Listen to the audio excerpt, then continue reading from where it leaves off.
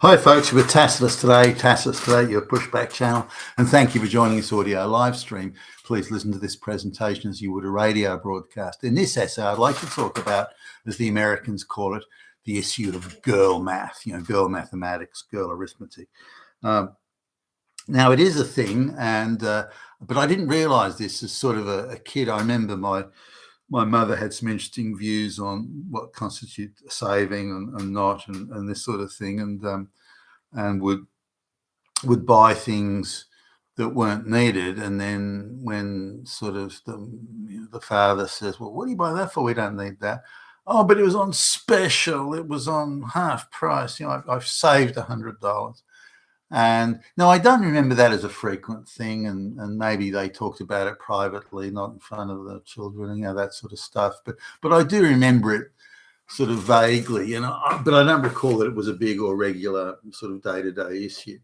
Now, fast forward when I'm older and I'm now dating girls, and I've got my own place and got girlfriends coming over and so on, or even thinking about girls at school as we got into the more senior school years and college and that sort of thing. It was an issue. It was such a sort of not an accepted, but it was such a widespread issue. It kind of didn't warrant consideration or particular mention until I had to start paying for that, and then I started to see it differently. And the thing about girl math, it always seems to come from women who don't have to accept the responsibility for bringing the money in the door. That always appears to be the major connection. Maybe they've been government employees all their lives, or dependent on the man's income, or something like that, and they couldn't be bothered working, or didn't want to work, and thus didn't have to accept the financial responsibility for their decisions. But I first noticed it, as in that it affected me personally. Again, dating girls, particularly where I'd start dating girls. She had her own place, I had my place, that sort of thing. And then she'd say something like, "Look, I'm in between I'm looking for a new place to rent. Can I stay with you?"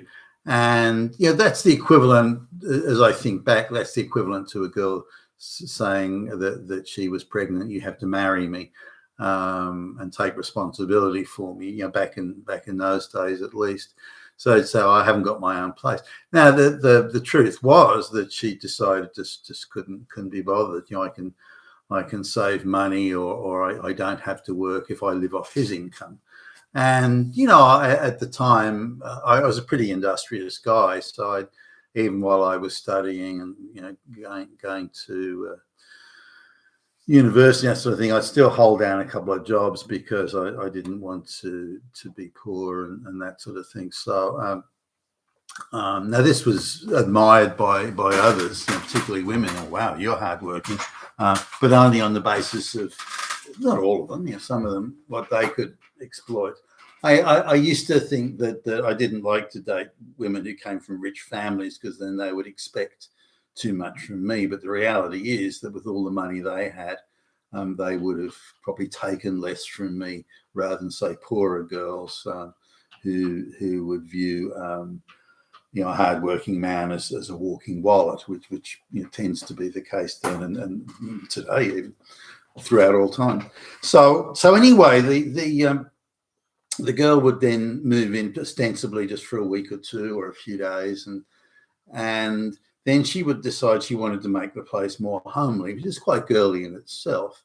And so there's a deck, there's like a balcony on the apartment, and there's a little sort of table and chairs outdoor type setting to sit, and she would decide that a new one was needed, and then would go and enter into some sort of this one girl, she bought a new setting, which wasn't a high quality one, so we'd have been back to square one in 12 months with the afternoon sun sort of blistering it, and the cheap paint and all that sort of stuff. But anyway, she gets this thing.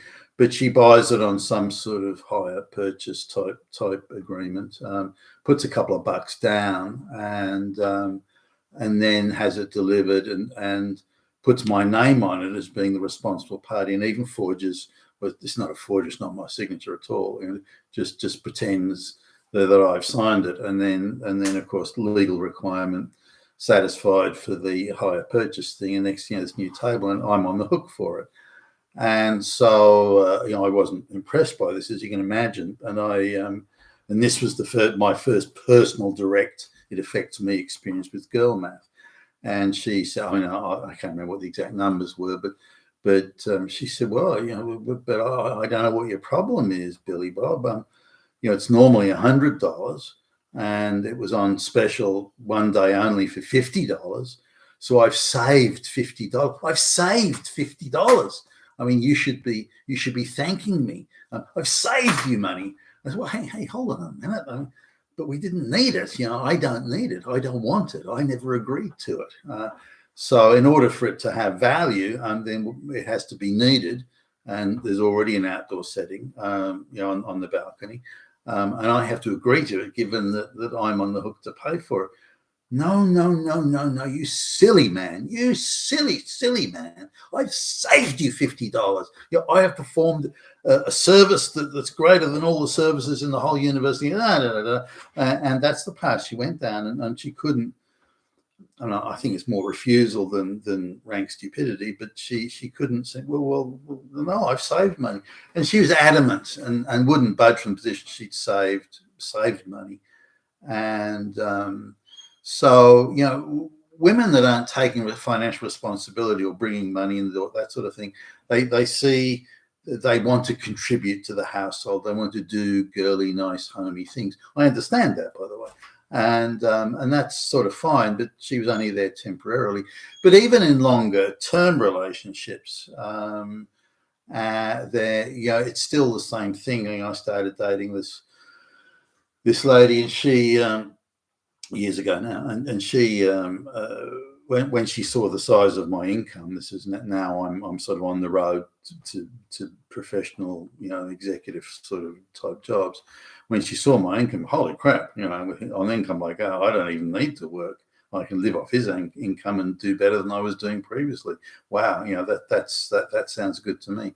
And so she started doing these things, buying stuff, and it's on spec. Now I don't know whether this is things available in the US, but there's something that was called lay-by in Australia, and it may be available in other countries. But it's where if something's on, say, a promotional special or something like that, you can set it aside and say, now put it in the back room for me. I want it at that price. And I'll pay it off over the next 6 weeks, a little bit each week, and then once it's paid off, I can take it. So it's called lay-by, and it was designed around buying something that was either a limited release or again on a promotional price. So she was constantly doing that, and then she'd present me with the final. She'd let it go. She'd put the first payment down, and they would keep it for, I don't know, a certain amount of time. And then they presented with the first payment you made is now forfeit, and if you have to pay penalty fees, and if you haven't solved this by tomorrow, then we're going to take it to court or something. So then she'd present me with this letter of demand, presented as a fait accompli. Oh no, you have to bail me out here. I've got myself in a difficult situation, but you have to bail me out. But I only did this. I only did this for you. I did it for you because the item's on special.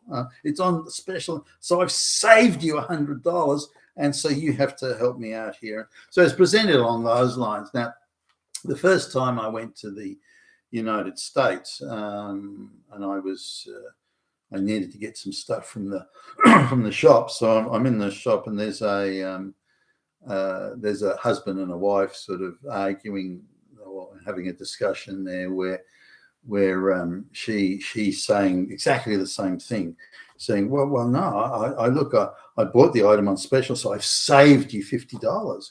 I've saved us money, but And then he says exactly, it could be the same conversation that's happening world over. And he says, but we never needed it in the first place. Oh, but it was on special and I've saved you money. So exactly the same conversation. And this was the first time I went to the United States. It was in a suburb of Los Angeles. So that so the same conversations I'm having in Australia was happening in the US. Now, at around this time, or not long after, I was in London, and a former work colleague was there, and I'd sort of been to visit him, and he was sharing an apartment with some girl. I think he was dating her. I'm not sure what the relationship was, but it's quite some years ago. And interestingly, they were having that conversation as well. I think she might have been a roommate, and they had like an on and off sort of fuck friend type romance or something like that. I think that's what was going on. But she'd gone and bought something and said, well, you have to pay for it. And, I've done my work. I've saved you $50 because I bought it on special. And he was saying, no, but it was never, never needed. It's not a saving. It still cost me money because we never needed the thing in the first place. But she was arguing back, no, I've saved you. So it doesn't matter you go to, England or the United States or Australia, then it's that same girl math, as the Americans call it, girl arithmetic, girls sort of the value proposition as perceived by women or many women, not every woman obviously, but so I found that interesting that it's an international phenomenon. It could be just something that's common to consumer societies, or so you would think. Now let's go back a few thousand years, and there's stone tablets that were used as effectively letters and communication between people in the ancient Persian Empire. And so we're going back 3,000+ years here. And so there's a number of tablets, but one of them is a woman saying that her husband's gone to the port city, I think, of Basra, and they're living somewhere up the river in the Tigris or Euphrates or something. And so she sends him a letter saying, look, the woman down the road is her house has been refurbished, remodeled. She's done extensions on it or something or other, or put in a new kitchen, whatever it was. And she's been boasting in the market about how good it is and telling and acting like she's better than everyone else. So we have to renovate our house just to shut her up and just to show that we're players in the game, and she can't shoot her mouth off, and we can play in her league. So the wife sends the husband a letter on this and saying he has to pay for all this, and he sends a letter back, stone tablet thing. He sends a letter back saying, "You got to be kidding me! It's going to cost a fortune. Why do you care what this woman says?" Then the woman writes a letter back saying, "Well, actually, I've already bought various bits and pieces because the merchants offered it to me at a half price. So I've saved us thousands of whatever the currency unit was at the time." And the husband writes back, "You got to be kidding! We haven't saved anything. All you've done is buy stuff that we don't need anyway, and I never agreed to." So even 3,000 years ago, girl math was a thing. So I don't know why women are particularly susceptible to this. I've known, I don't know men who are susceptible to this. Now there must be some, and they must be around. If you need something, it's even simple. So say I'm going to the grocery store, and this is my mind works this way. I go to the grocery store. Now there's this happened recently. There's a particular cheese that I like. It's an exotic cheese, and it costs like $50 a pound, $100 a kilo. So I don't buy it. It's an extravagance. And then I just have to walk past it when I see it in the delicatessen. Again, I might think, well, I wouldn't mind some of that, but it's an extravagance. I don't need it. So I'll just walk on. But it was on markdown, some sort of promotion or something or other recently, and it had like 25% off. So it's gone from $100 a kilo to $75 or thereabouts a kilo. So now, is that an inducement? Well, it's still an exotic, extravagant price. So no, it's not an inducement. Even if they had it at 75% off, it's still more expensive than a standard off-the-shelf cheese. So well, at 75%, I probably would get it actually. But the point I'm making here is that I don't need it and I can walk away from it. The same thing goes for purchasing anything. I see things. Gee, I wouldn't mind that. That looks nice, or that would be. Oh yeah, that would kind of make me feel good to buy that, or that sort of emotional thing. But then I come back now. Do I need this? I mean, do I really need it? Actually, I can use this, or I can do that, or if I do so and so, I don't. So unless it is needed, like I don't know, there's the spare part for the car that I've got to have, otherwise the car won't work. That is needed. There's no debating there. It's needed. So whether it's on promotion, I might look around to see if I can get it on a promotional price, but I'll still buy it. But this girl math thing is something that's not needed because it's on a special price, and somehow she sees that as she's actually contributing to the household and saving money. And I've heard other wives and husbands talk about this.